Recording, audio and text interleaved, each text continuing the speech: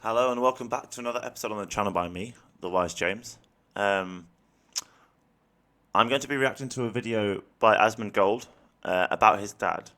Now, I will inform you this might contain some upsetting or distressing details or information that you might not want to understand or know. Asmon Gold's father has sadly passed away. I don't know Asmon Gold in the real world. I've never spoke to him. I've never played any games with him. He's an old school World of Warcraft player like me, but he was far more successful, I think. Or maybe he wasn't old school. But he was a big World of Warcraft streamer, and then eventually he quit World of Warcraft, as we all do. It's the only way to win the game, by the way, Asmund, is to quit. It's the only way to win World of Warcraft is quit. And I noticed he was doing a lot of political posting. He does a lot of streaming and reacting to things. He moved on to other games.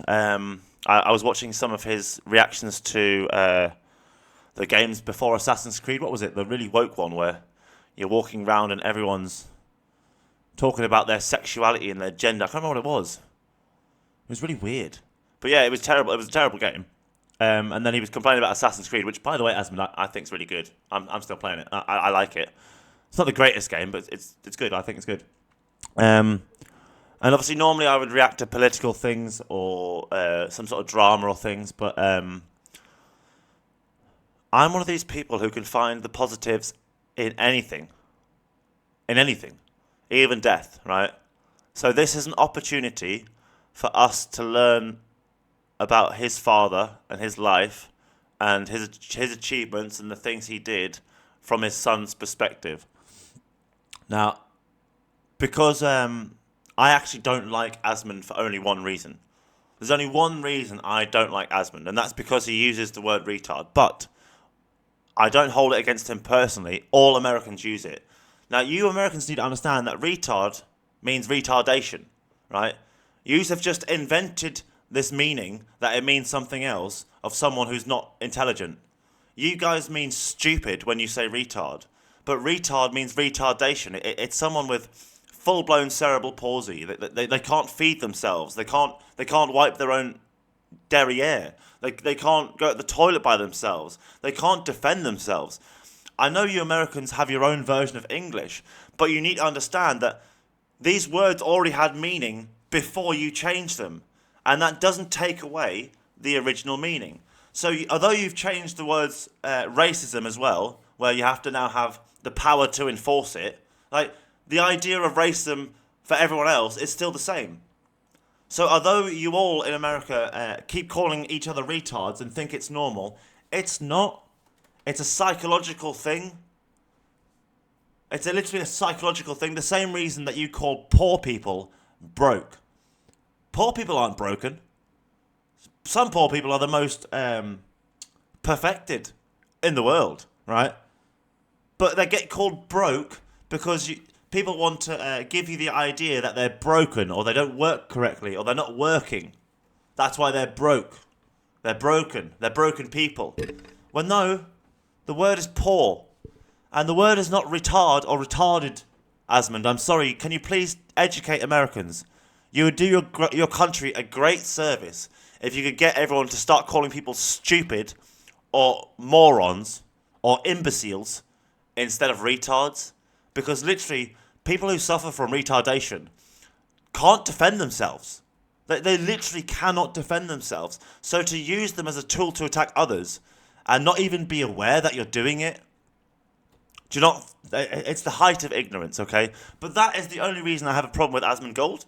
And it's not a problem remotely him, it's the entire of America. I can't stand the fact that you all think it's okay to use words to pick on people. It used to be the N word about black people, and then now it's the R word about disabled people. And then it's just always something. It's always something. Like, but yeah, so I don't actually have any problems with Asmund, apart from that. But he's not alone in that. There's many Americans who do it. Andrew Wilson's another one. Can't stand him for that. But yeah, so I am sorry for Asmund Gold, for your father dying. I'm sorry for your loss. And I will watch this video, and we will try and see what you say and see what. I'm guessing you're going to show us some things about his life, or I don't know. I'm going in blank here. Hey guys, I don't really have much of a script for this one. Just gonna kind of do it off the top of my head. Best way, mate.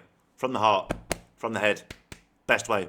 And I guess I want to talk a little bit about my dad. A lot of you guys probably already know, but earlier this week he passed away, and it was pretty traumatic to say the least.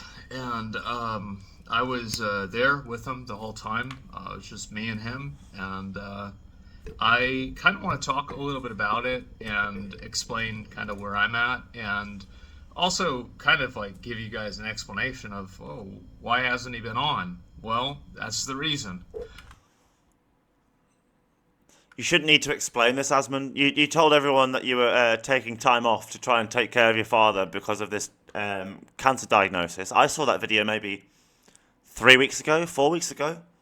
I'm not even one of your followers, really. I just see some of your videos sometimes. So how would these people not know this? Obviously, they don't know anything about you, and they just, like, want more. It's one of the problems with being a streamer, isn't it, Asmund? People stop viewing you as a human being sometimes. 3 or 4 days before he passed, the doctors told me that, well, actually, let me take a step back, okay? So, ever since about 2023, his health has been on the decline, and it has been on the decline despite his best efforts. He had fought against multiple infections. He got pneumonia 6 times in 2 years, basically, maybe a little bit longer than that. And one of them ended up, the most recent one, ended up leaving him hospitalized. That was the one later in June. And that's whenever things really, kind of the temperature of things really got turned up and it started getting really bad. But for about 2 years now, I've been doing a lot. I've been going over to his house, multiple times a week, doing a lot of chores for him, doing things like, anything from going shopping for him to, like doing the sheets on his bed, making sure that his floor is vacuumed, etc. Right? I was basically maintaining his entire house and cleaning it because, I didn't want to have to. Good man, Asmund. Good man. I'm not being funny. I would struggle to do the same thing for my father. I would really struggle to do the same thing for my father because he didn't do anything for me. Like, I'm not going to get into details to try and distract from this, but like, yeah, yeah, yeah. I don't think I would do what Asman's done. Simply out of principle that my father is one of the people who has attacked me the most in my life. And he has never defended me from what he did or admitted the things he did wrong and admitted the lies he told the entire family. So I don't think I could literally bring myself to do what you did, Asmund. I'm sorry. I would have to get another family member to do it or someone else to do it because I just couldn't. I couldn't do it. I couldn't do it. The one man who literally gave me a 10-year setback in life because he couldn't keep his hands to himself and then lied about it. No, I'm sorry, right? I just couldn't do that. He doesn't deserve my kindness that way. If he had apologized, if my father actually apologized though and said sorry for what he did, and then this happened, yes, I would do exactly the same, Asmund. I would do exactly the same. But without that apology, or sorry for my father, I'm sorry, I wouldn't do what you did. He doesn't deserve it. I'm sorry. But if he said sorry, oh yeah, without a doubt, I would clean his house. I'd fucking change the sheets. I'd make sure all his bills were paid. I would make sure he has all his medication. I'd make sure he was all right. I'd make sure he was fed. I'd even make sure that he'd probably have a dog, so the dog was walked and fed as well. Like, if my dad apologised and this situation happened, I would do the same. But without that apology, because he's never apologised to me for the things he did, but he apologised to my brother for calling him some names. So, it's, different for me, unfortunately. I respect you for doing what you did, Asmund, but I couldn't do it without an apology from my father. I guess, it's in a way dishonorable, I think, to him, to, like, ask for maids to come clean up his house, especially. And so it was Most men would be happy someone did their house for them. Like, My responsibility, I thought, as a son to do that for him, and I did. And so that was the reason why a lot of times I would end my stream at about 7 to 8 p.m. It's mainly just to call him and, make sure that he has everything he needs. And this has been something I've been doing for the past 2 years, ever since June of this year. And I mean, this is let me one more. I apologize. As I said, I don't really have like much. you shouldn't be apologising, by the way, Asmund. You have nothing to be sorry for. Your father's just passed away. You're talking about it, and instead of bottling it up and holding it deep inside you, where one day that bottle will shatter and hurt all those around you, including yourself, you're doing the right thing by talking about it. You have nothing to be sorry for here. Of a internal script for this one, but when he got his pneumonia for the fourth time, before the fourth pneumonia, he's 76 years old. He's been through Vietnam. He's had heat stroke Respect. before. He has I've had heat stroke twice. Again, 78. Half of one of his lungs was gone, and he was still walking, a brisk, 5K every single day in like 30 or 40 minutes. And this is like at 76 years old. He would do this every single day. And this is after 3 pneumonias, but the fourth one really kind of, it pretty much almost got him. I mean, and, we were talking about this, and, he was a fan of boxing. And so, he was saying, it was like the count was 6 or 7, right? And, it was like 4 or whatever. It's like he was almost out with that fourth pneumonia. But somehow he managed to pull through, and with a good type of new antibiotic and everything, he had recovered pretty much, excuse me, pretty much entirely. And this was kind of like, this had gone relatively well. Like, he was going back to being at the store. He lived alone pretty much his whole life. And, even at the end, I would come over every single day and help him for hours, but he did live alone. Like, he would shower by himself. He would be able to take care of himself, cook himself meals, etc. Although that was something that I was kind of like, because I could see, I'm not stupid, right? And like, I could see where things are going. So I had a lot of, home care stuff, personal chefs set up, and everything were for whenever he thought it was time, I would be ready for it to be time. And so ever since 2023, he and I had been on relatively the same page, that we were kind of living on borrowed time. And it was a miracle that he even came out of that pneumonia at all. And we ended up being able to, earlier this year, go to Florida. And Florida is where I was born. It's where he grew up as well. And it's where the majority of my family is. And so we went out there. I was really tempted to make a Florida joke there. Like, you see a lot of Florida man jokes on the internet, and you said your whole family's from Florida, and I was going to be like, oh, well, that explains a lot. But I do feel that would have been in bad taste, and it might have been taken as insulting and disrespectful, and that I wouldn't have meant it that way. It would have been meant as, humour and to make you smile.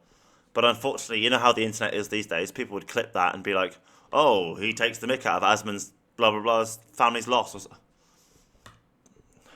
There, and, I think... Can't even joke anymore, really. Back right now to, the fact that we were able to go out there. He was able to see everybody in the family and spend all this time with them. And at the time, I was very frustrated because I had to take time away from my stream. It was the same week that Expedition 33 came out. I was very frustrated and annoyed, also Oblivion. But, I look back on that, and I'm just so proud and happy that I ended up making that decision at this point, right? Because he was able to see everybody, and he saw them in good health, too. Like, he was... I don't know how this even happened, but... Yeah, to be honest, I don't get on with my family. Like, I kind of walked away from them all for not doing anything about what my dad did, because I felt I'd had my family's their entire back. Like, when I was little, I would try and defend my Auntie Carol. When my Uncle John would come down, I would try and defend him from my dad and brother's bullshit. When my sister was getting bullied in school for things that happened in her life, I went round trying to basically stop everyone in person. So I was like this year 7, year 8, stomping around high school, like demanding that anyone who ever fucking took the mick out of my sister for doing this would answer to me, sort of thing. Big man. And my brother, I all defended as well. He was once wrongly arrested for something that he didn't do. And so I went on Sherlock Holmes mode and investigated the case myself. Went and spoke to the victim of the crime about it and asked how she knew it wasn't him. And she simply gave... It took a few hours of getting this out of her, but she said it didn't smell like him. So he had been with her 10 minutes beforehand, and then it left, and she ended up getting attacked, and the police tried to blame him. And I know it sounds stupid, but I needed to either clear my brother's name and assure myself that he wasn't that type of person, or find out if he was and disassociate myself with him. And it turned out it wasn't him. And I've always wondered who set my brother up or almost got him charged with a crime he was actually the victim of. Not victim, a crime he didn't do. And I think it was one of his friends personally. Not naming any names. Chris. Yeah, so I spent my whole life, and then I used to defend my mother from my dad and my brother. And I just it got to the point where I realised I'd had everyone's back: my brother, my sister, my mother, and my father, even my dad. People at school would insult my dad, would call him all the names under the sun, and I would defend him. I'd literally defend my dad every damn day in school. I'd defend my family, my brother, my sister, even though they all attacked me every day because they were family. I defended them, right? And then when it came to them, should have defended me, because I literally nearly got killed by a family member. They didn't. I got blamed. Apparently it was my own fault. Imagine telling a 15-year-old child, a mother telling their own child who's 15, that nearly getting murdered by an adult was their own fault. And then sends them to live with that adult alone for 3 months. You lot, honestly, in my family, are disgusting. You are disgusting human beings.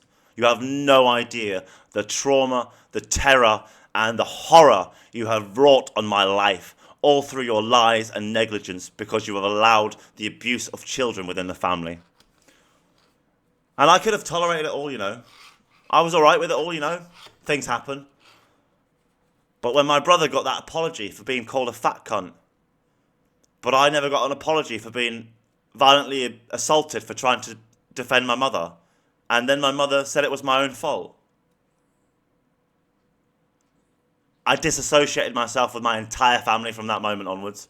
My aunties, my uncles, my grandparents, my cousins, my brother, my sister, my mother, my father. I don't speak to my family. I don't speak to any of them. And the thing is, right, if this is the worst part. The worst part is if when I went insane and became really mentally unwell, if the worst of the worst happened and something happened, I wasn't here anymore, it would have been the case that my parents and my brother and sister would have convinced my own daughter that everything that I did wrong was my own doing and they didn't do anything and I was this, I don't know, lying, thieving, drug addict, blah, blah, blah, blah, blah. But my mum and dad used to make us, traffic tobacco in suitcases over UK airports illegally because they already had maximum amounts in their suitcases. So they used to drug mule us with tobacco and then sell the tobacco for money, which was, that is drug dealing, essentially. Tobacco is a drug. And then they sent us to school with African coins from the Gambia that looked like 50 pence pieces to trick the machine, which was stealing. So they forced me to steal from the school to eat, right? And then they've all lied for 20 years about what they've done.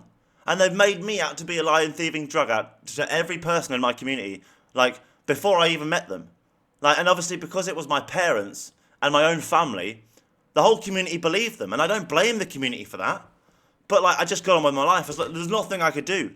But people would literally look at me in the street and they've heard my own parents and family have called me nothing but a lying, thieving drug addict. My sister goes around calling me a deadbeat dad.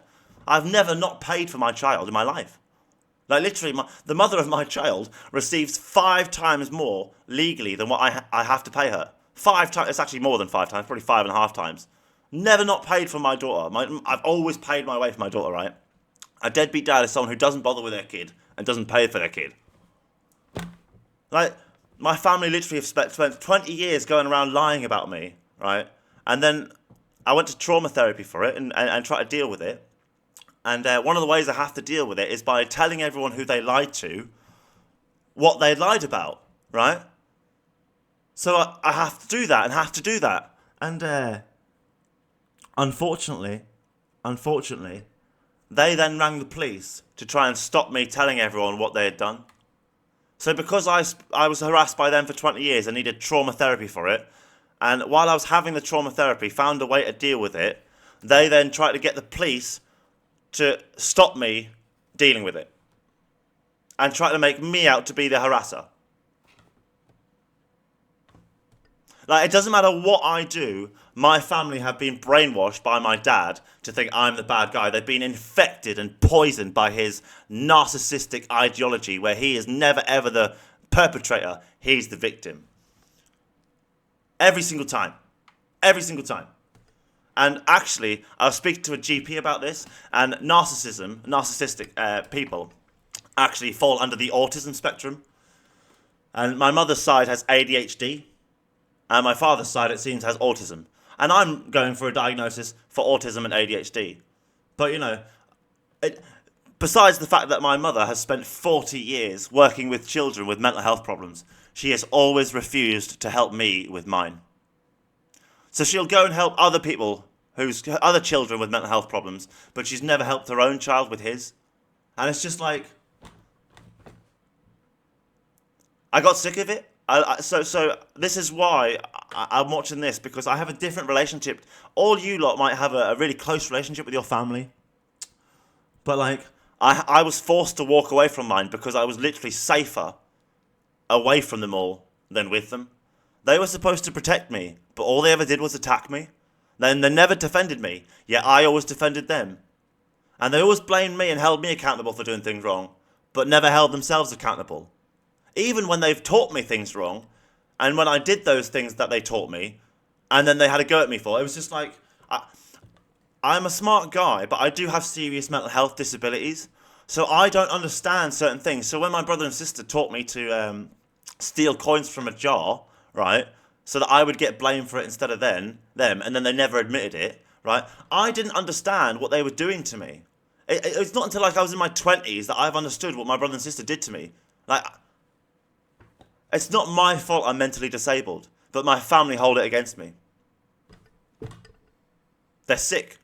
And so it's interesting for me because unless my father apologised, I wouldn't do what Asmons did and be able to help him. I literally couldn't bring myself to do it because literally he tried to take my life, and it's only because he came to his senses after losing control, he came to his senses, that I didn't die. But I would be expected to help him have a comfortable living. No. My parents were great parents, right? Fantastic parents, most of the time. I don't think taking your kids into a British Legion with like 100 tobacco smokers drinking every weekend was the best idea.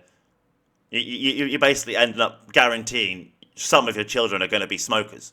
And then they're going to have an addiction problem, aren't they? And then you're going to kick off with them for being an addict. And it's like, well, imagine this, right? Imagine me in 2025, I've got a 10-year-old daughter. I go and put her in a room full of tobacco smoke, 100 smokers, a Royal British Legion, by the way, ex-soldiers, ex-marines, ex-air forces, firefighters, police officers, right? All these sorts of people. 100 people smoking in a closed room, all windows closed, all doors closed, right?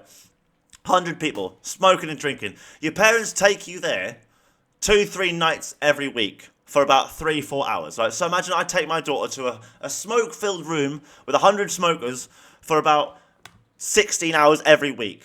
And then when she's older, 15, and she starts smoking tobacco, and it's almost like she's been missing something her entire life, but she didn't know that's what she was missing, right? And becomes a smoker. And then you start punishing her. I start punishing her for being a smoker.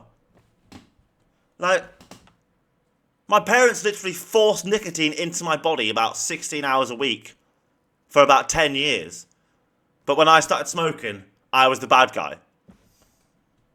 Do you see what I mean? Like my family seem to think that I blame everyone else but myself. But no, I blame myself fully for starting smoking, stupidly, and sorry for still smoking. But it was because of them why I started, and they just don't get it. They think they have no ability to hold themselves accountable for their actions. So I've always clung to other families, people who treat each other with respect, kindness, and defend each other. I've always clung to these families, and I've literally lived with loads of families. I've had families let me live with them, like one in Chopwell, the Dixons. There's one up in the top of Gateshead. I can't remember their names, to be honest. I was only with them for 3-4 months. Literally, families have welcomed me into their homes and treated me as one of their own, and treated me more as a member of their family than my family ever did me. Now, can you imagine that, right? When you're literally a good guy who doesn't violently attack people, like, and your own parents, like, have allowed you to be abused, forced an addiction on you, and then said, "Oh, you blame everyone else and never take accountability." Ah. He was 78 at the time, and he was still walking around, and I literally haven't spoke to my parents properly 20 years. They don't bother with my daughter, and they blame me for it. When my daughter doesn't even live with me, they could go and see her anytime. So I really struggle with these sorts of things because, my family trigger the fuck out of me.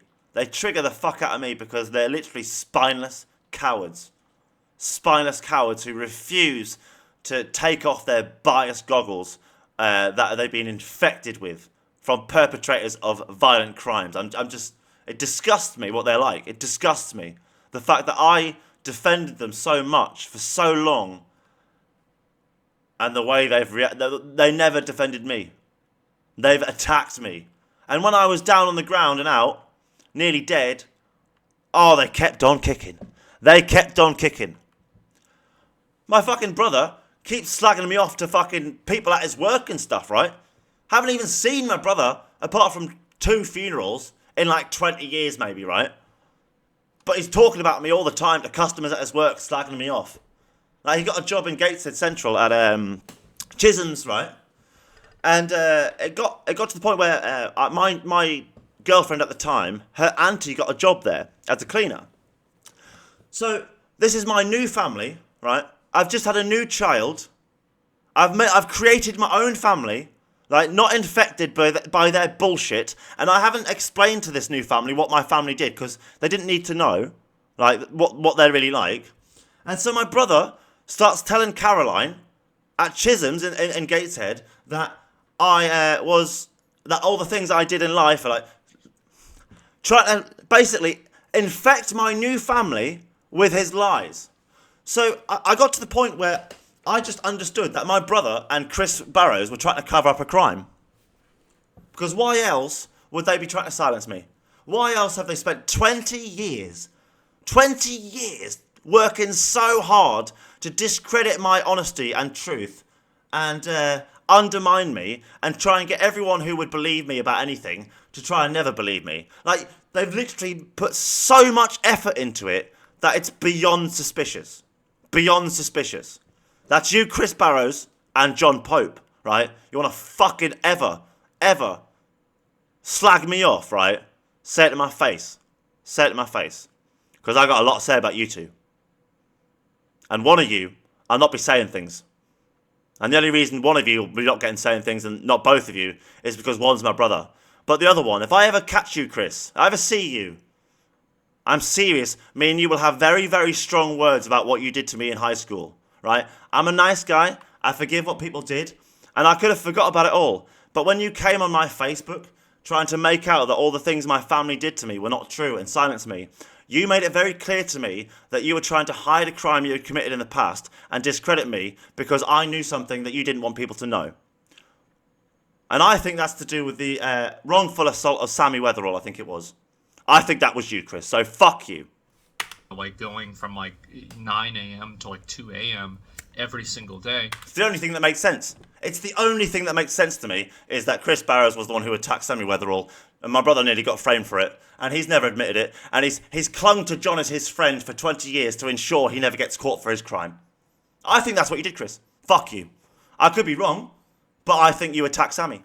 And I think it was, you literally watched John do what he did, waited till he left, then attacked her. You never intended for John to get charged.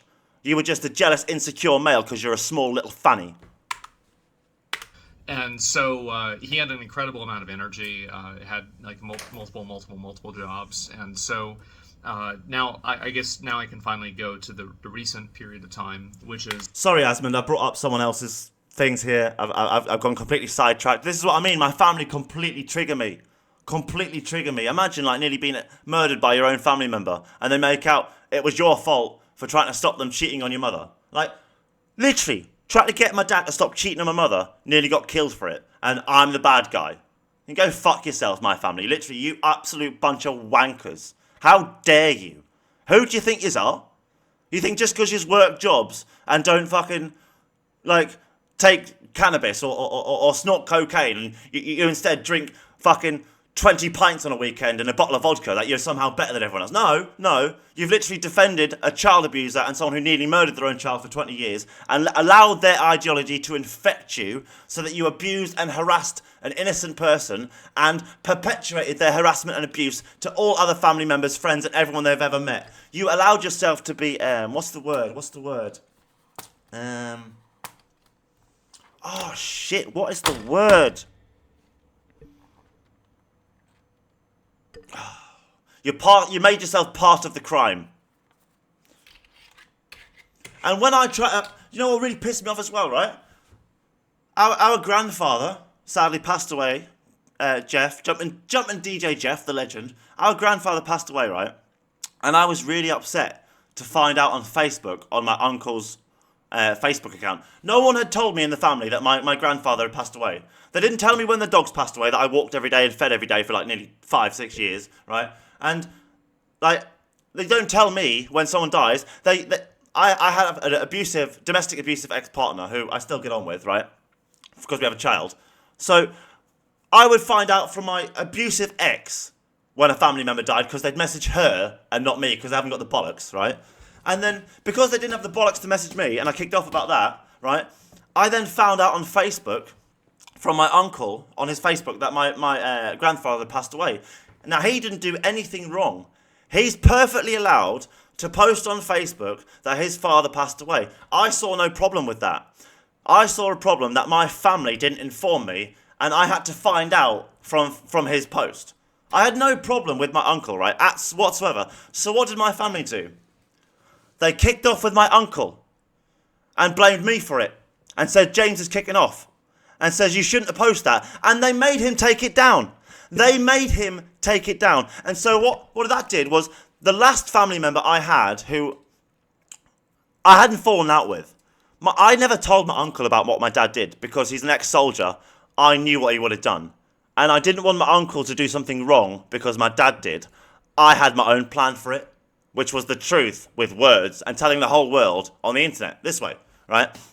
So I didn't want him to get in trouble for doing the right thing. So I never told my uncle about the extent of the abuse. So I was always going to go there and try and talk to him and be a good family member. And we even spoke just after my child was born.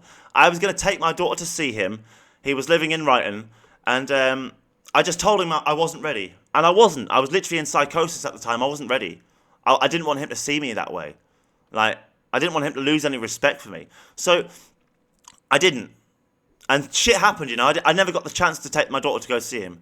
And then when that happened, he then made a post on Facebook. I started making posts on Facebook about all the stuff they did and go wild. And he made a post about how someone, 2 ant colonies in a jar, red ants and black ants, start fighting each other, thinking they're the enemy, when it's actually the person that shook the jar. And I knew he was referring to me, right?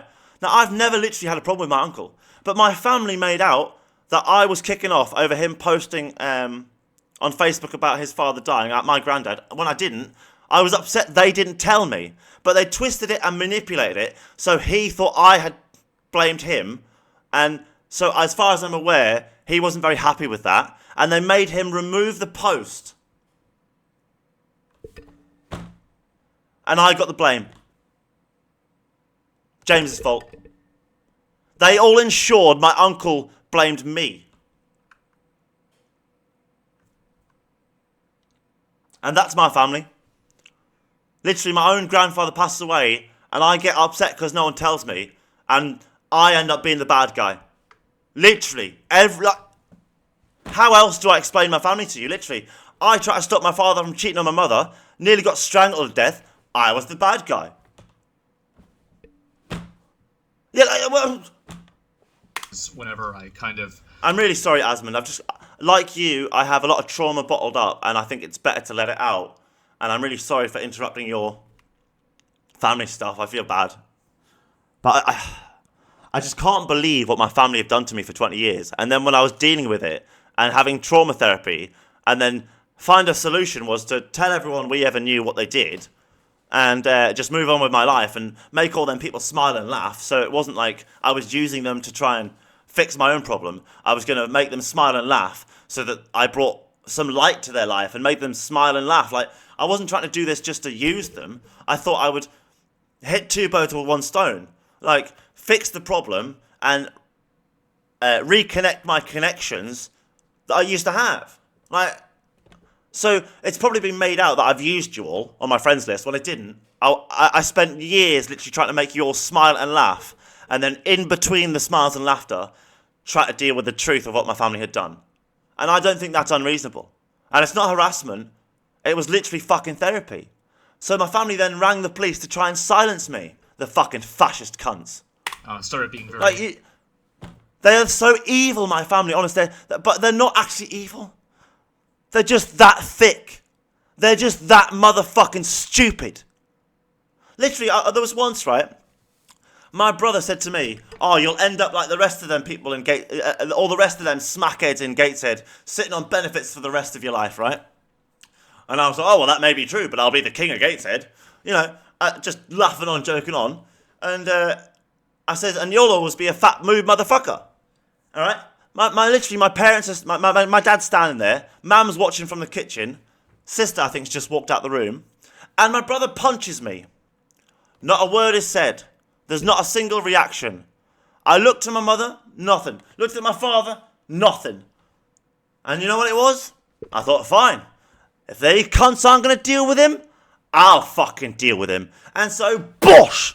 I floored the cunt. But my dad, right, had tried to get up at the same time to block my punch and stop me hitting my brother, right? But he didn't try and stop my brother hitting me.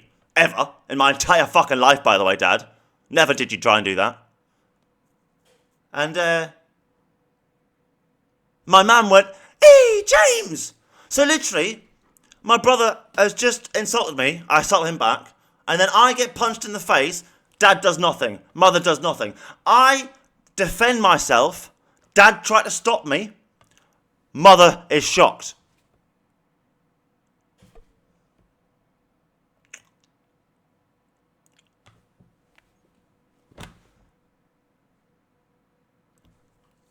intermittent, my streaming. Like my family honestly disgust me. My stream hours that went. Ooh. They fucking disgust me. Like, how could they be so evil to me? Like, it was bad enough when I didn't know when I had mental disabilities, and now that I know that I'm mentally disabled with schizophrenia, but now it also might be the case I have ADHD and autism, and my mother spent 40 years dealing with mental health problems with children, but has always refused to deal with mine and help me with mine. And so now it turns out my family have done this to an autistic person. Maybe. It was bad enough it was mentally disabled, but now it might be autistic as well. But they all think I'm the bad guy, and I'm the black sheep of the family, and I'm just a lying, thieving drug addict. Even though, no, I mean, I was a qualified computer engineer at 17. I've worked for the British government. I've worked during pandemics. I've worked for Apple. I've worked for Sage. I've set records at private companies for the most calls or the most solutions done. Or I've helped set standards in industry. I've built computers. In fact, the first computer I ever built, right, my dad threw across my room and broke. Because he was a cunt. Because my room wasn't tidy. So he trashed my room, threw my computer, my newly built computer, across the room, and it broke. Didn't work properly. I was trying to be a streamer. I was trying to set myself up as a streamer. This was in 2007, right? My first computer, and it hurt so much what he did. It hurt me so much. I haven't built a computer since. until this one.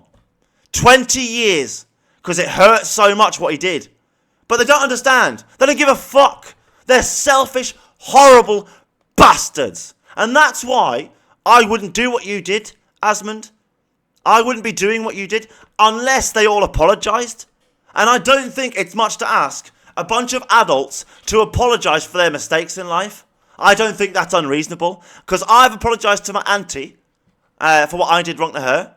And I've already apologised to my parents. I said sorry for all the trouble I've caused. Right? But they're not willing to apologise to me. So who's the better person? Because it certainly ain't them. Way down, right?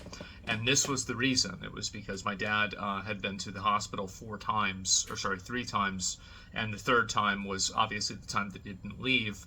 But the first time he had pneumonia, and he called me, and things just progressively got worse. The second time he called me, and I'm on the phone with him, and he calls me in the morning. He says, "Hey, I don't want you to freak out, okay? Like you always do. But I've got acute liver failure, and I need to go to the emergency room right now." And I'm like, I was like so in shock. I was like, I didn't know what to say, and so I asked him. I said, "Are you cooked?" And he's like, "What does that mean?" I'm like, "Are you dead?" And he's like, I don't know."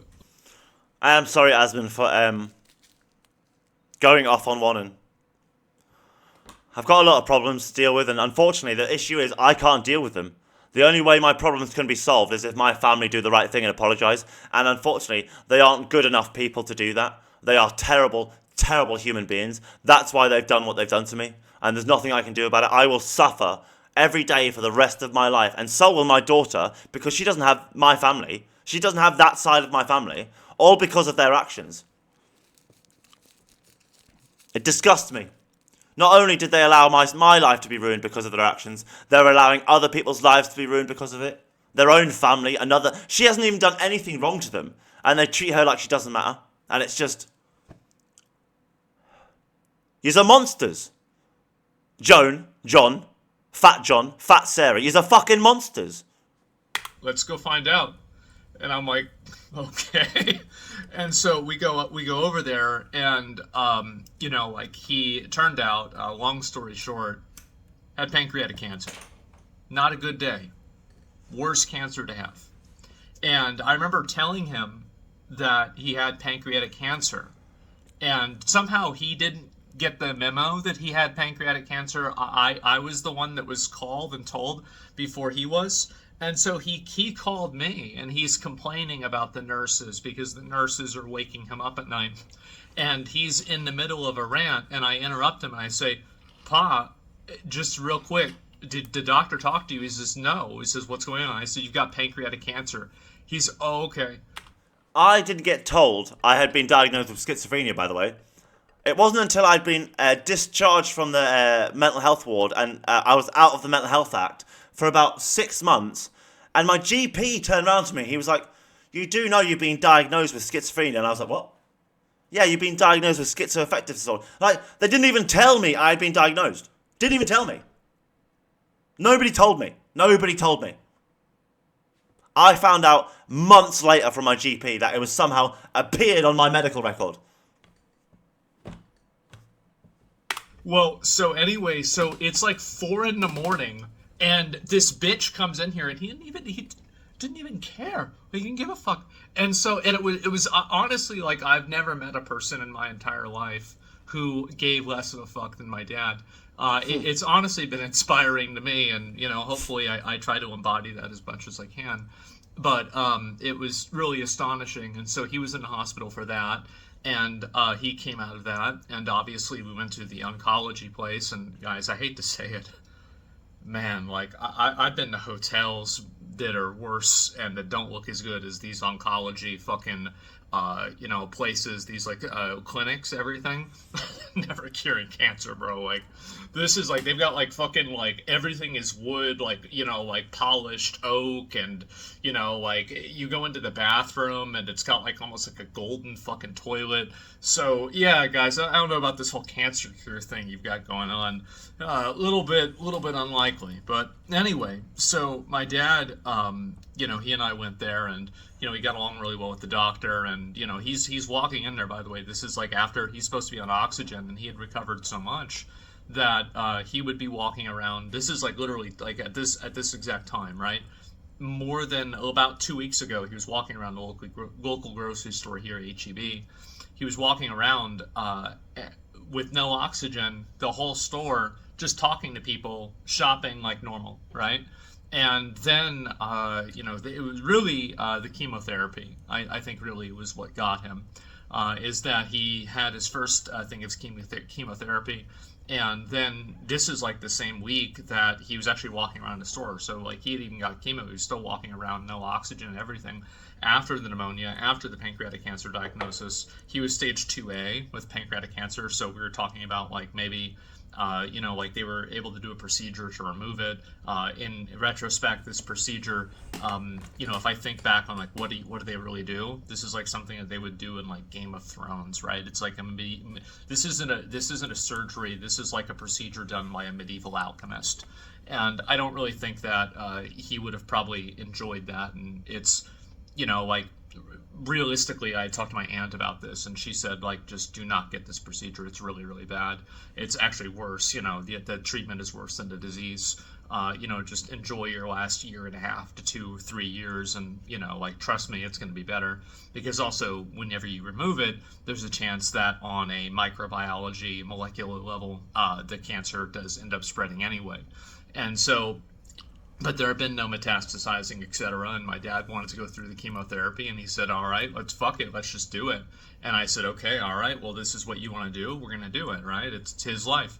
And so anyway, we went through it. Second chemo, the day of his second chemo, like he had been feeling like kind of not really great, but I had kind of chalked that up to the first time he had gone out and done all that stuff that one day. And it's like, you haven't gone out or done anything for an entire month. You haven't driven a car for a month, and you do all of this, and you go to the bank too after this. And big surprise, you're not really doing super great after that. But anyway, this is like maybe about like a week and a half ago. Like we go to the second chemo appointment, and he comes home, and he's like talking like he's, oh my god, he's talking nonstop, right? And so on the way home, and then halfway through the way home, he was just like, right, he was tired.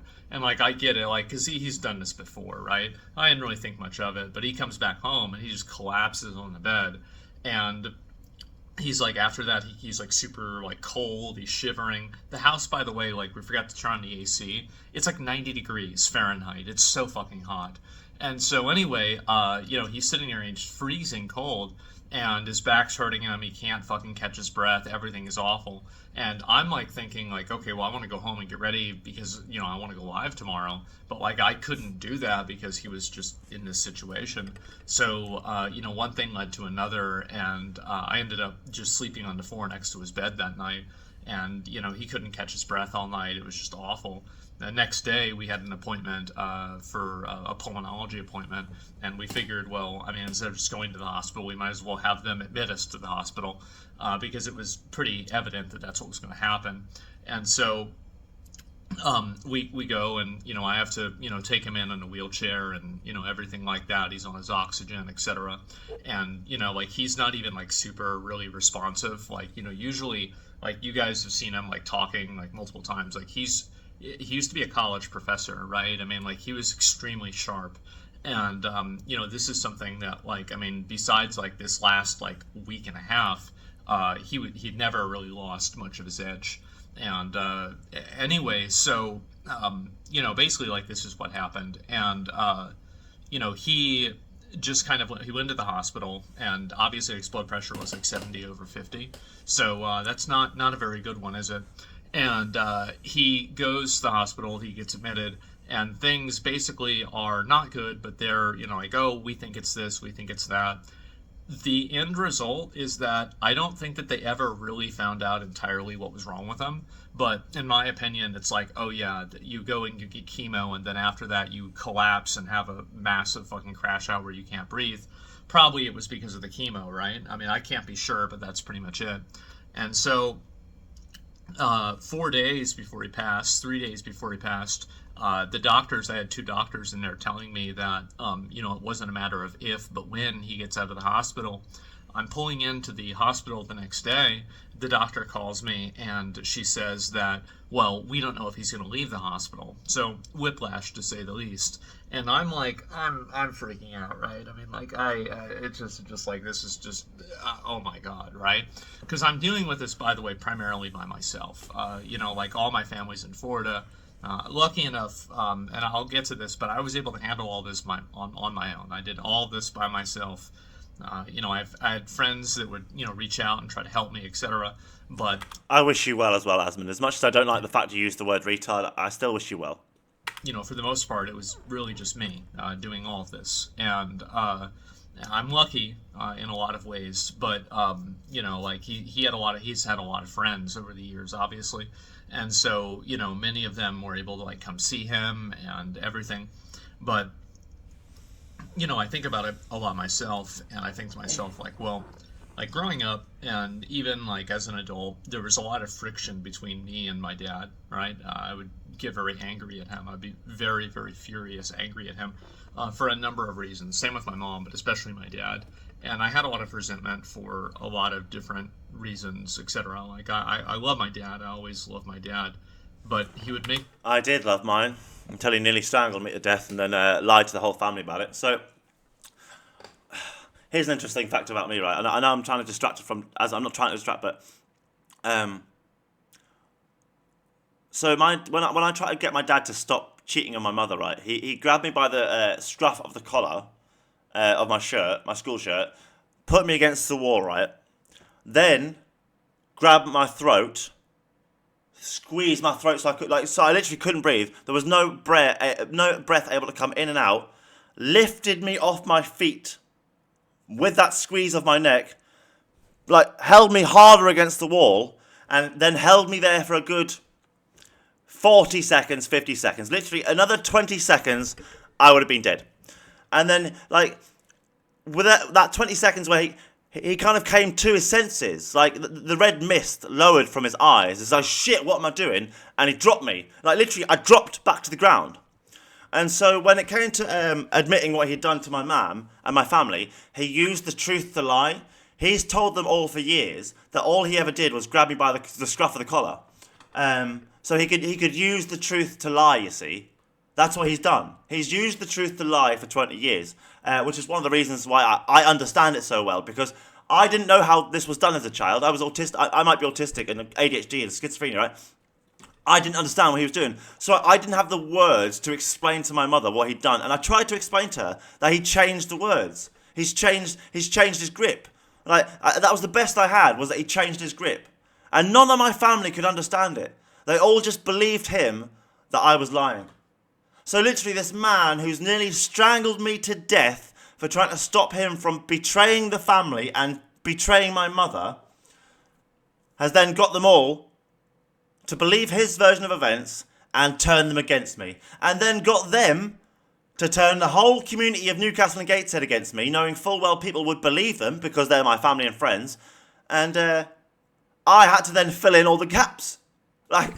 And then my family tried to make out that was harassment. It's not. 20 years of slagging me off by perpetuating the propaganda by my abuser. That's harassment. So, I really struggle with this. Because, I've got serious father issues. Like, he owes me an apology. He's lucky I'm a nice schizophrenic. He's very lucky. Because if I was like him and my brother, I don't think he would be alive. If I was like them two, and I was a violent man, the thing I've always refused to be because of what they are, I don't think he would be alive. I'm sorry, but I knew when I left that it was best for everyone and myself, because sooner or later he was going to try and do the same thing, and either I would die or I would defend myself and he would. It got to that point. Now, what happened actually, after I tried to get my dad to stop cheating on my mother, he actually got kicked out by my mother for like 2 weeks, right? Kicked him out. So he went to live with the woman he was cheating on her with, right? And then brought him back, right? And then sent me to live up north with him alone for 3 months. Now, I don't think someone should be doing that to a child. Like, psychologically, that really fucked me up. Like, every day, I was expecting to be assaulted. And then one day, I was assaulted. He literally threw me across the living room from one side to the other into a door frame where the door had been taken off its hinges because I think we were painting. So there was 3 screws sitting out of the bracket for the hinge, and I went flying into that bracket. Like, it looked like Freddy Krueger had attacked my arm. I had 4 massive gashes on my arm. My arm was dripping of blood. And so I stormed off to my auntie's, like literally dripping of blood, showed her the injury and the dripping of blood. And she was like, what do you want me to do about it? What do you expect me to do about it, James? Right? And then I thought, well, whatever. Just get on with it. All right. And then one day, months later, my mum's moved up north. Oh, sorry, my mum still hadn't moved up north. About a month later, sorry. We'd gone out for we'd gone out for a pub crawl, me and my dad and my brother, although I was underage, by the way. It was alright to give me underage alcohol, but fucking, apparently I'm an addict. And, whatever. So, we went for a pub crawl through Wylam, me, my brother and my dad. I think I only had like maybe 1 pint, something like that. And then we went, no, it wasn't Chinese, it was an Indian. So we got home, and my brother accidentally spilt one of the pots of Indian curry. And my dad called him a stupid fat cunt, because, can't control himself, because he's an alcoholic.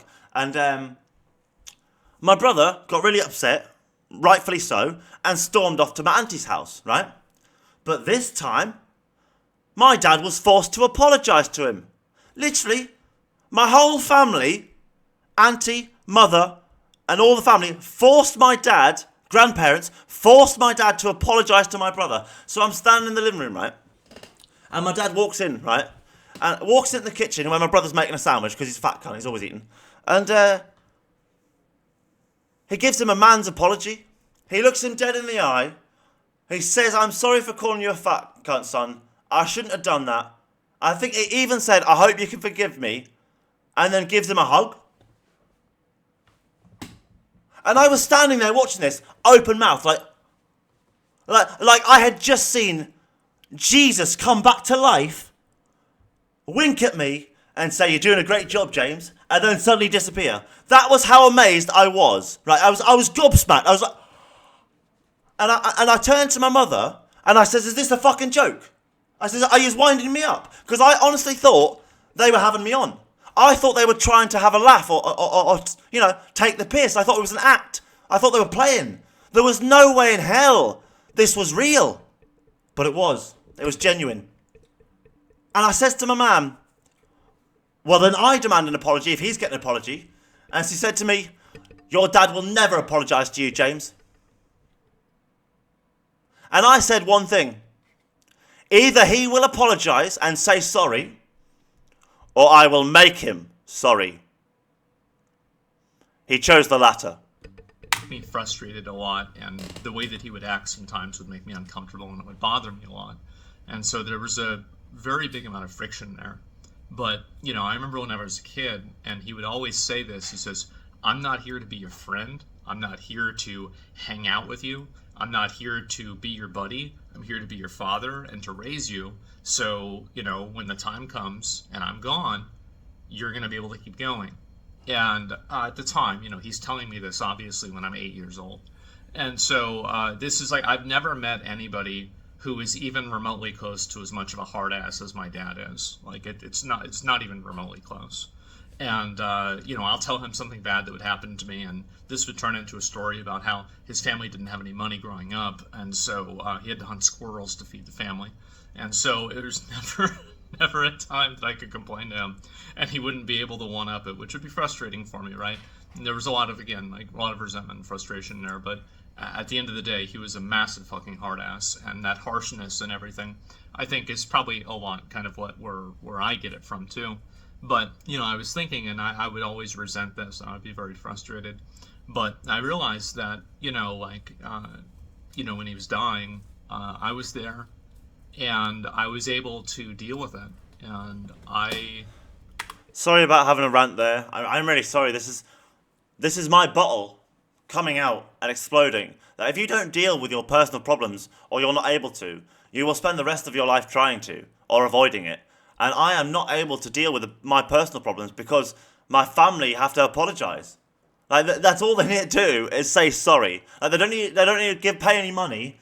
Like they don't need literally they could literally have typed 5 letters on a keyboard and pressed enter. That's it.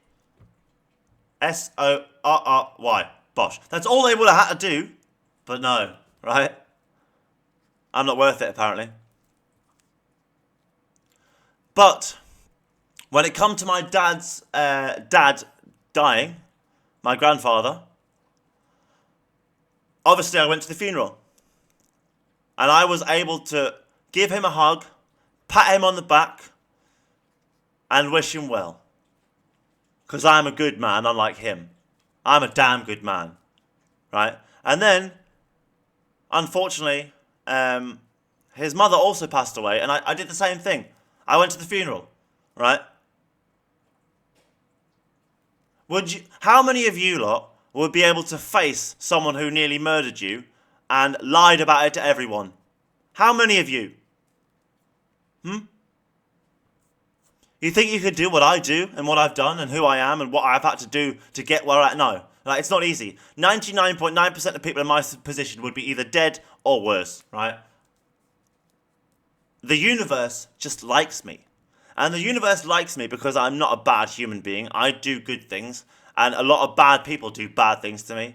And unfortunately, they don't seem to understand karma. What goes around comes back around.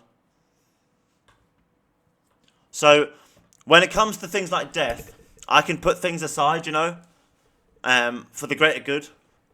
So I would go at my dad's funeral, of course. I'll be going to my dad's funeral.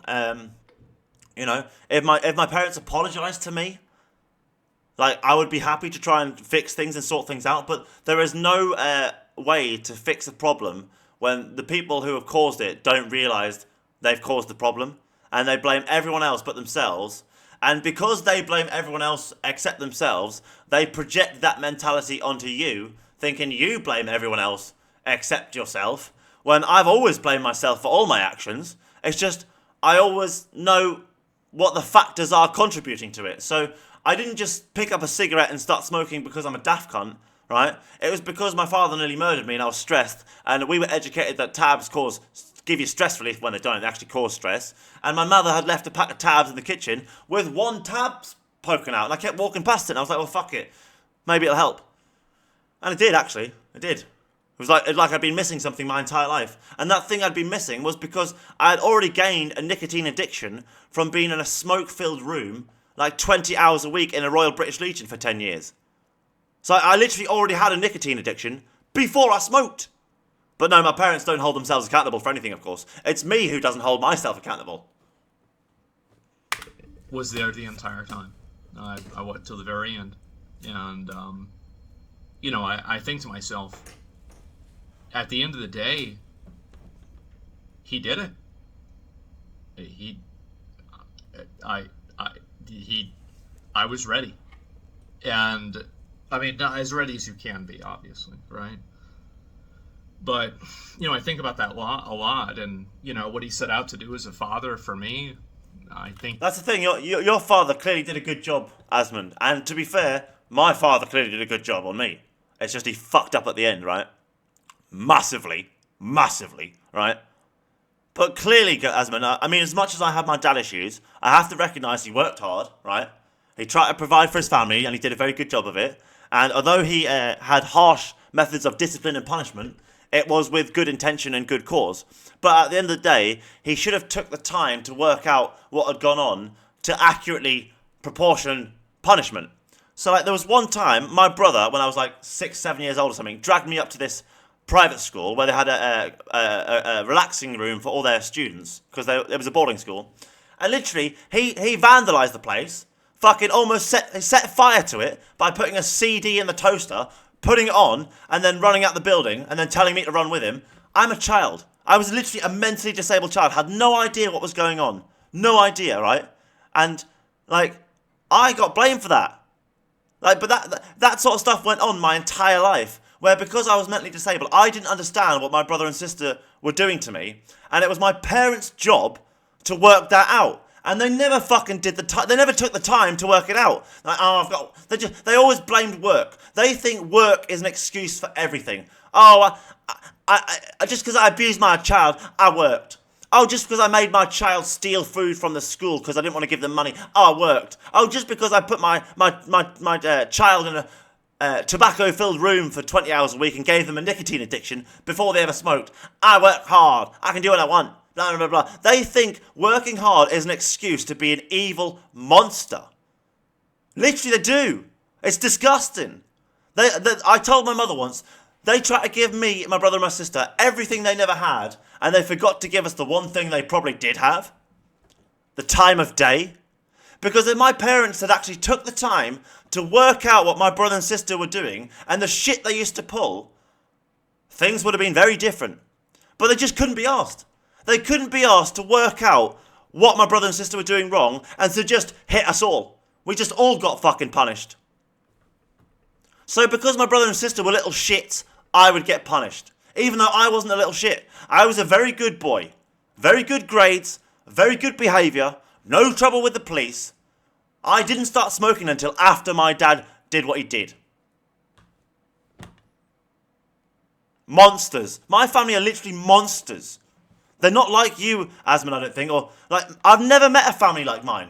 I've literally never met a family like mine where they treat someone with such evil, heartless degeneracy and ignorance. It's ridiculous. He achieved it, and I've had a number of days right now just to think about that, and it's been I have a lot of very, very complex feelings about that. And it's not easy seeing a deceased person, let alone your own father. I mean, I haven't lost my father, so I don't know what Asmund's experiencing here. I can't understand it. I've lost best friends. I've lost people I care about, pets, But a father, no. I've lost grandfathers, both of them, sadly. May they rest in peace. But an actual father, no. And I have a very complicated relationship with my father. Very, very complicated. All because he hasn't got the spine to apologise. So it's just... I'm trying to relate here, by the way. Like, he's talking about his dad, I'm talking about my dad. He's talking about death, I'm talking about death. Like, I'm not trying to take away from him. You see, some people, when you relate to them, think you're trying to make it about you. It's called relating. You're showing that you understand them, and you're giving an example that is like their example to show how you understand. It's how some humans communicate, alright? That's been basically what's been going on. I've obviously, had to contact all of my family members and everything and organize everything and deal with his will and everything. He's giving away most of his stuff to his friends. And we made a video of him, this is going to this guy, it's going to this guy, it's going to this guy, it's going to this guy. And I even made sure in the video, I was like, Pa, who's the car going to? He's got a 2014 Dodge Challenger. Let's have a look. 2014 Dodge Challenger. Nice. Sexy looking car. A V8 Hemi performance package car. Oh my, Pa, who's the car going to? He says, oh, it's going to you. I said, okay, all right, good. That's in the video. So I'll be getting the car. Everything else, don't give a fuck about it. Nice. But I'm getting the car. And obviously a few other things that, growing up, would have sentimental value to me. But otherwise, he's giving away a lot of the stuff to, like different family members and friends, etc. And, I've had to organize all of that and do all of that. It's been a lot of work for me, and the work is not over, but it is beginning to recede, which is good. So, I've lost my mom in 2021, lost my dad, and now it's just me. And sorry to hear that, Asmund, but you were never truly alone, my friend. All those who cared about you are still there in your heart and your head. They're in here. And here.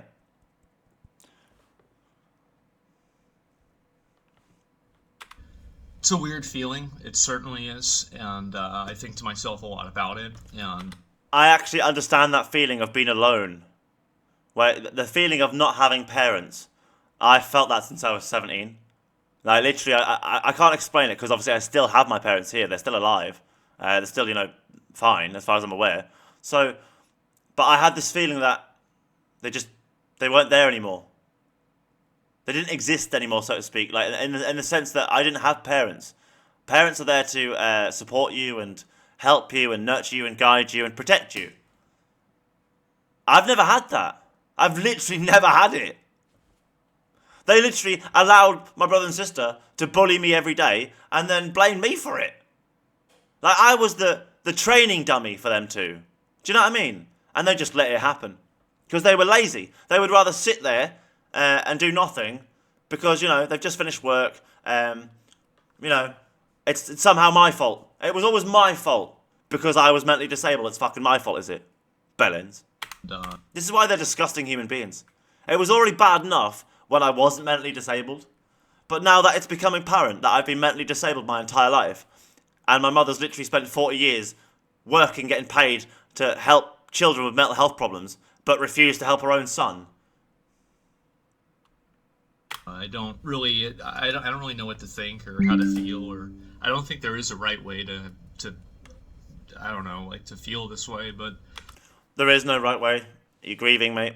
Unfortunately, there is no cure. There is only taking each day as it comes and trying to move on to a better place of mind than grief leaves you in. My dad, at the end of the day, always really did try to do his best for me, and like you guys. Yeah, see, I can't say the same, Asmond. I can't say the same, unfortunately. I cannot say this. My dad did his best for me in many ways, but when it came to what was best, it was always what was best for him and my brother and sister. My parents never ever really did what was best for me. They've always thought I could handle myself, and so I didn't need any help, and so they didn't help me, and then I always got the blame when something went wrong. So it's always been the case that I haven't really ever had parents, to be honest. I've had guardians, providers, but parents, I'm sorry, I've never had that. Ever since my mother started working at 6 years old, or 7, I've never had a parent. Never. A parent and a provider are not the same thing. A provider works, pays the bills, does nothing else. A parent is much more than that. Much, much more. They guide you, they educate you, they protect you, they teach you. They try to talk to you and understand you so they can help you. They don't just hit you to shut you up. That's a child abuser. You guys know on my stream and everything, he was a part of my stream, and I don't think I'll ever really be the same after losing him and going through all of this. But I to be honest, the only thing that I really felt is that I felt really sad when he passed away, is because there was things. I would like to point out at that moment, like he's struggling not to cry here because it's really difficult of his emotions. So there's literally going to be people in the comments who are making fun of him. And there's another streamer who hates him. He'll probably make a video mocking him and stuff like this. And the world's become sick. Like, show some compassion to this guy. Okay? Things that I had wanted to do for him, right? Like, for example, he's a veteran. He's a Vietnam veteran. And I had wanted to go and have him take one of the honor flights to Washington, D.C. and see the memorial and everything. And this is something he had wanted to do, and I had agreed to go with him and to do that. And because you have like a +1, and they take a lot of the old vets there, and I was really sad. And there was that and a number of things, and to be honest, like not capitalizing and not doing more of those things. Obviously, like I did a lot of things with him, but I have a tremendous amount of regret for not doing more. And it's one of those things where I've had only a few of these in my life where you actually can't undo this. You can't go back and redo it or fix it or undo it or anything like that. You just simply have to live the rest of your life with the consequences of it. Unfortunately, yeah, there are some things in life where you can't do anything about it. And when people pass away, that is the hardest thing. Like, you literally have no way to do anything about it. So all these problems I've told you about for what? An hour and 14 minutes, right? Apart from when talking about Asmond, could all be solved. Like, my family could literally pick up a phone. I'm going to see how long it takes me to do it. I'll type sorry. See how long it takes me to type sorry in a message, right? So I'll unlock my phone, right? Must put up there, bring up some sort of post, SORRY, enter.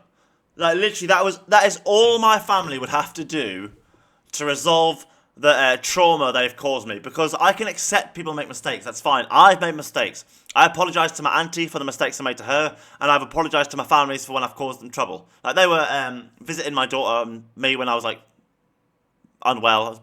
She was probably like 2 or 3, maybe 4. It's about 8 years ago, 7 years ago. And I literally looked them both in the eye and I said, I'm really sorry for all the trouble I've caused. And I was thinking that I would get the same back. But no, they just looked at me and was like, oh, it's okay. That's okay. What? It's unbelievable, honestly, it's unbelievable. Like, some people are so ignorant. They're so lacking self-awareness. It's just unbelievable. Unbelievable. And knowing that is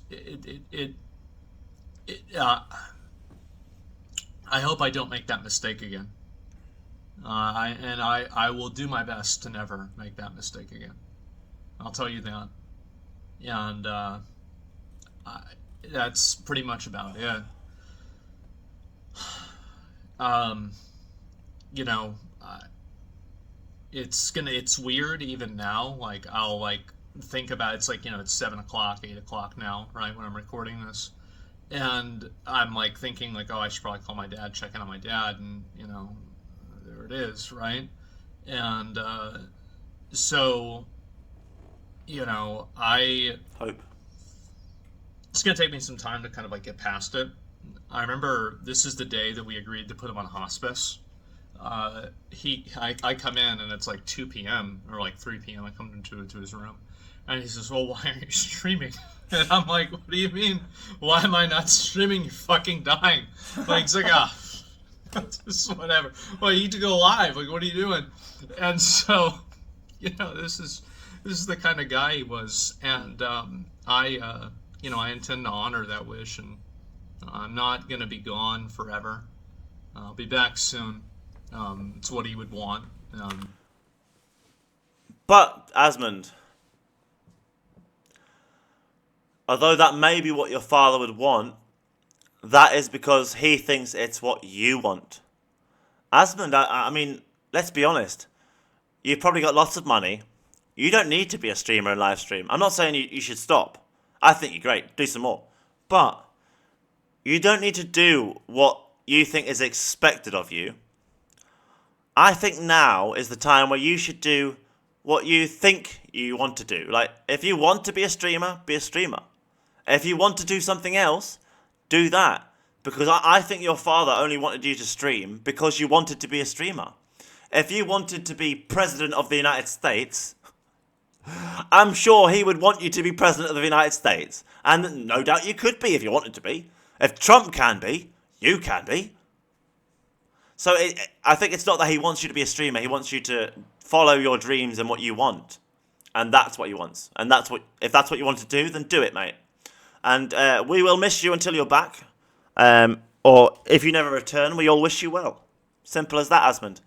You'll be you'll be written into the folklore of internet history forevermore, as you well know. And I think it's what's best. I'm incredibly lucky that You'll be up there with Leroy Jenkins. I was able to deal with all this by myself.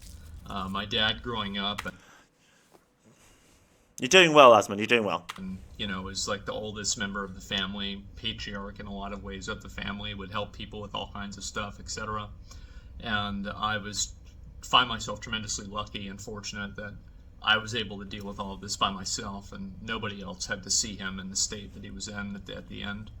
And you know, they can have the memories of him being a strong, smart, you know, nice, kind guy. And I can relate to that. In 2010, I had a near-death experience where I had a severe sciatic nerve damage. And like, I was in so much pain every day, like literally, it was unbearable. Like, most people would have probably taken their own life, but I had no intention of doing that. So, like, I was always in a state, like a proper state. Like, my clothes were scruffy, I was never really looking clean and tidy and smartly dressed. And it just wasn't possible. 14 years, 12 years or so, it just wasn't possible. It's too much pain. Like, it was never even a thought in my mind about other people's opinion of my clothes. Like, why would I care about your opinion of my clothes when I'm here limping along in as much pain as a woman in childbirth, trying to learn to walk again, and you're judging me for my fucking jeans and my t-shirt? Go fuck yourselves, you absolute wankers, right? So, I didn't have any, I didn't like pictures being taken of me. I didn't have any videos of me then. Like, between 2010 and 2022, you will not find any really photos of me, videos of me, posts by me, because I did not want the world to remember that version of me. That is not who I was. That is not who I am. And to characterize me as such and to judge me as such would be unfair, because that was the worst state of my life, and I didn't do it to myself. Like, it just happened. It was an accident, right? These things happen, okay? Nearly died. They happen, okay? So people were judging me for trying to learn to walk again, and like judging me for my appearance. You know how society is very judgmental. Like, people would walk past me and call me a smackhead because I looked like a heroin addict because I was in such a state. But I've never tried heroin. I've never tried crack cocaine. I don't do cocaine, that shit. I'm not like that. I might smoke cigarettes and that, but I don't do that shit, right? But people would literally walk past me in the streets and call me names while I was in pain, trying to learn to walk again. And it took me a long time to work out why people would think this was acceptable. And guess why? It was because my family had created this idea in the community here that I was something I wasn't. So people started getting the idea it was okay to treat me a certain way that it wasn't, because of my family. So I had to then correct all my family shit. So I can relate to this. Like, I didn't want to be seen in that way. I don't want to be seen as this crippled man who nearly died, who couldn't even dress himself properly and was always in pain, and so was always agitated and anxious and couldn't relax, was never able to just calm down. It wasn't possible. Like, have you ever tried to tell a woman in childbirth to calm down? Are you having a laugh? So yeah, like, society unfortunately is very evil, and I just didn't want to be remembered that way. So I made sure not to have many photos and things like this. Like, I just didn't want to be remembered that way. Whereas ever since I got better and fixed, there's been lots of photos, lots of videos, because I'm happy to be remembered this way. I'm no longer this crippled, broken man that death nearly had beaten. Like, I'm not. So I can relate. I would rather people remember this James than that James. Funny, very funny. I'm very glad that I was able to do all that myself, and nobody had to see what I saw. Not a good time. But anyway, I will be back. I don't really have a time frame, maybe a week or so, right? I mean, I don't know, maybe a little bit less, maybe a little bit more, something like that. We know you'll be back tomorrow, Asmund. You'll be back tomorrow talking about Trump or Charlie Kirk or something, I don't know. But to be fair, work might be the healthiest thing for you, Asmund. Work might be the healthiest thing for you, to distract yourself from it with working. That might be the best thing for you. If it's longer, too bad. If it's shorter, surprise. So, whatever you want to do, bro. Whatever you want to do. It's not for anyone else in the world to decide your actions but you. That's pretty much where I'm at. And also, for all you guys, I made a post about this on Twitter. All you guys that left positive comments and messages, in this hospital bed. I showed him. I was fucking scrolling. I was like, look at all these messages. Everybody wants you to get better. They're praying for you, everything like that. And, he really appreciated it even then. Like, I think he was kind of in shock that it was so many of you all. And so that's really appreciated, and it means a lot. Men aren't used to such levels of kindness. We usually get treated like shit. So any man in the world would be shocked by so many people wishing them well. Like, we're just not used to it. We're not used to that. Meant a lot to People don't usually care about men. him. It means a lot to me, and thank you. And so, I'll see you soon. That's about it. I, you know, son of a bitch, motherfucker. I just. It's very hard, Asmund, we all know. Unfortunately, grief is something a lot of people have a lot of experience with, and we don't wish it on other people. But it's a sad fact of life that time is finite for us all, and we all get to choose how we spend that time. And I wish you and your family nothing but peace during this difficult time. And I'm sorry for your loss, really am. It's been a fucking crazy past 5 years. Oh my god. Oh my god. But You need to end the stream before you cry, bro, because the world doesn't need to see Asmund Gold crying, because they'll just make fun of you for it. You know what the internet's like. that's Don't do it, Asmund. Don't do it. where we're at. So I wanted to tell you guys all what happened, Thank you. and that's pretty much about it. Well done, Asmund, for opening up about your personal issues and the loss of your father here. I think it's very important for men to start talking about their problems in life rather than bottling them up. Because if you bottle up these problems, one day you're going to take out these problems on someone who doesn't deserve it. Like, all we need to do is talk about our problems and it becomes easier. We just need to talk, right? It's that simple. So, well done, Asmund. Massive respect from me, the real Pope. And I am sorry about your loss. And thank you guys, everybody, and I'll see you soon. Peace. Was that And I'll see you soon. Peace. That's not peace. That's 2 fingers, bro. Hey. That's peace, Asmund. You just... How dare you? No, it's fine. I don't think you've realised you've even done that. But no, that's peace. That's fuck off. Like, you've just told everyone to fuck off. And that's live long and prosper. That's okay. That's so-so. Well, thank you very much for opening up about your personal problems, Asmund. I appreciate that, because I try and do the same. And I'm trying to encourage other men to do the same. Like, we need to talk about our problems. Otherwise, they're not going to be fixed or get any better, are they? So, well done, Asmund. Massive respect, mate. See you in the next video. Bye-bye.